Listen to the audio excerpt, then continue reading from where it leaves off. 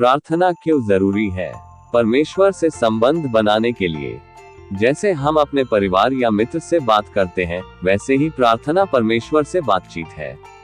इससे हमारा रिश्ता परमेश्वर से मजबूत होता है। शांति और सांत्वना पाने के लिए। जब हम दुखी या परेशान होते हैं, प्रार्थना हमारे दिल को शांति देती है और डर को दूर करती है।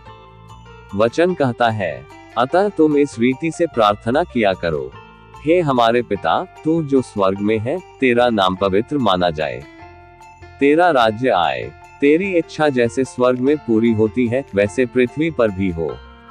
हमारी दिन भर की रोटी आज हमें दे, और जिस प्रकार हमने अपने अपराधियों को क्षमा किया है, वैसे ही तू भी हमारे अपराधों को क्षमा कर, और हमें परीक्षा में न ला, परंतु बुराई से बचा, क्योंकि राज्य और पराक्रम और महिमा सदा तेरे ही है। आमीन। हे हमारे पिता, तू जो स्वर्ग में है, तेरा नाम पवित्र माना जाए। यहाँ हमें सिखाया गया है कि परमेश्वर को हम अपने पिता कहकर बुला सकते हैं। इसका मतलब है कि परमेश्वर हमारे बहुत करीब है। हमें उनकी महिमा करनी चाहिए और उनके नाम का आदर करना चाहिए।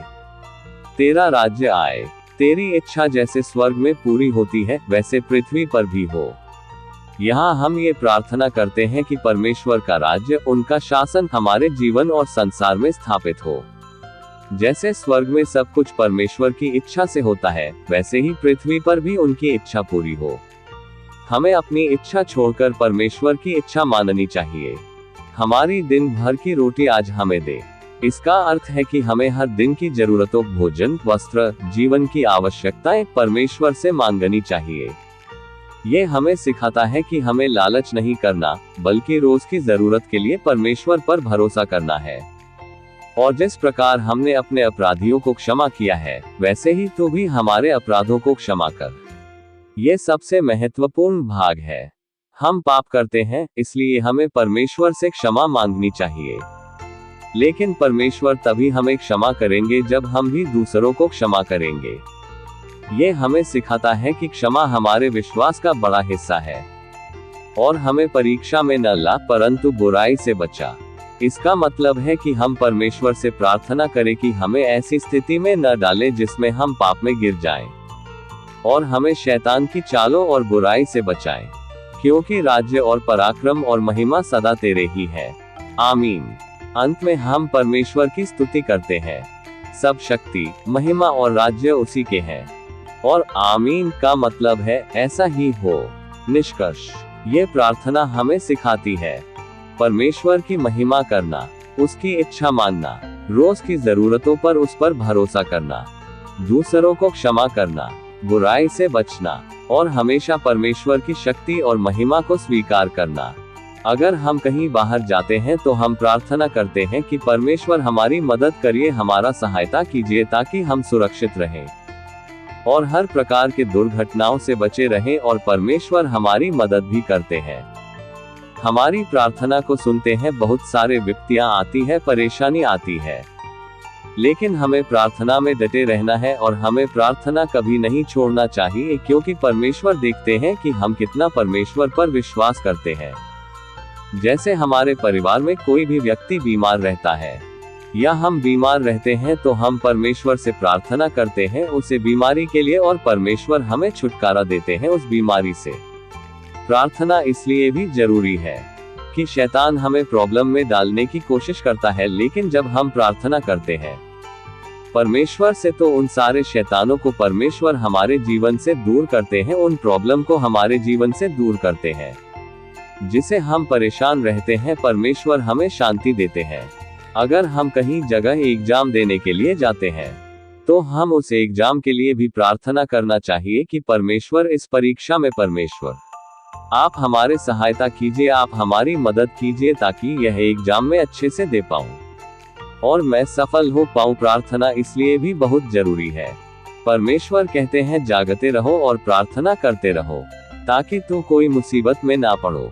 परमेश्वर ने हमें जीवन, सांस, परिवार, आशीषें दी है। प्रार्थना के द्वारा हम धन्यवाद कर सकते हैं। मैं और एक आपको बाइबल का वचन बताना चाहता हूँ। भजन संहिता 91। परमेश्वर हमारा रक्षक, जो परम प्रधान के छाए हुए स्थान में बैठा रहे। वह सर्वशक्तिमान की छाया में ठिकाना पाएगा। मैं यहोवा के विषय कहूंगा, वह मेरा शरण स्थान और गढ़ है। वह मेरा परमेश्वर है, जिस पर मैं भरोसा रखता हूँ।